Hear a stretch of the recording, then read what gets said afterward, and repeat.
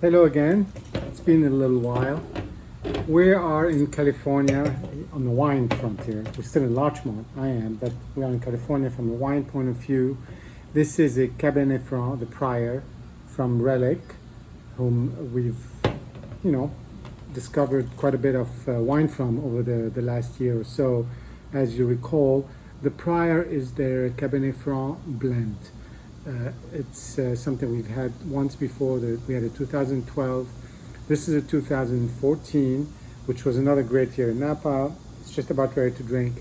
The Cabernet Franc that they make is really 78%, 78 to 80% Cabernet Franc and 20% Cabernet Sauvignon.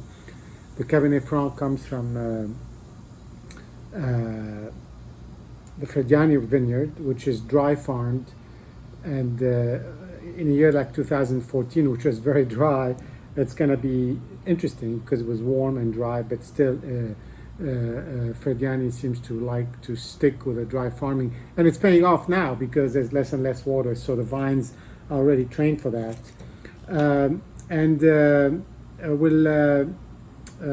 just opened it maybe a couple hours ago, so let's see how we're doing this.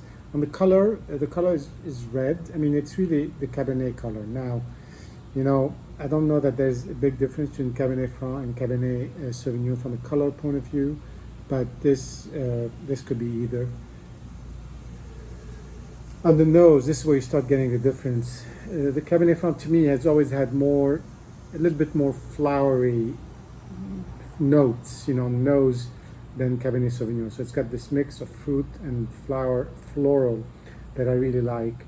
It's got also a little bit more, it's a little bit more open, I'd say. It's a little bit more exuberant without being over the top from a fruit point of view. Like sometimes Cabernet Sauvignon can be just right in the beginning, Napa Cabernet. So it's toned down, but it's at the same time it's more open. So it's kind of an interesting expression for me. That's why I like really good Cabernet Franc. Really Cabernet Franc is just quite unique, and it's really amazing. There's a little bit of that, you know, on the brush note that you're gonna get. It was a hot year, so you're gonna get more intensity. It's a 15% alcohol, but and you get this sort of little bit of that menthol, you know, on the nose, glycerine. But it's primarily the mix of flower and fruit, red fruit, you know, raspberry, cassis, definitely cassis, dark raspberry, blackberry.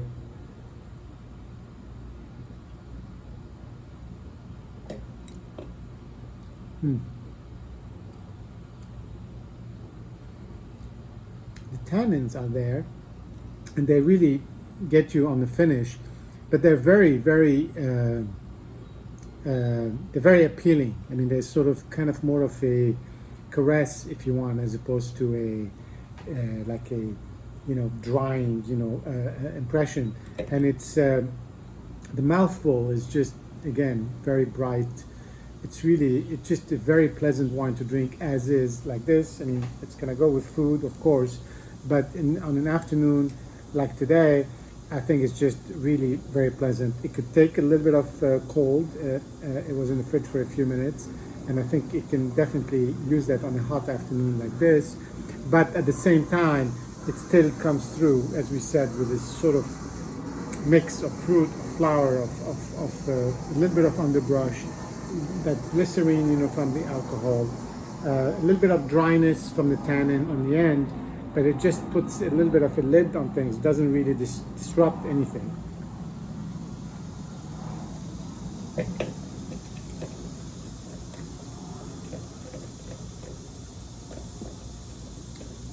And then you get more and more of that bittersweetness that you get from Cabernet in general. And here, it's that what I like to call the sort of mocha, cocoa, dark chocolate, whatever you want to call it, from that sort of a little bit of a bittersweet tannins that really make you think of chocolate. Anyway, a delightful wine. This is a wine that is good young. You know, it's not so young anymore, but I know also it's gonna be with us for a long time. And I'm drinking it because I'm buying some more, some of the more recent ones of 2018. So I figured, you know what, let's make some room in the cellar, and that's as good a reason as anything. Anyway, cheers, and see you soon.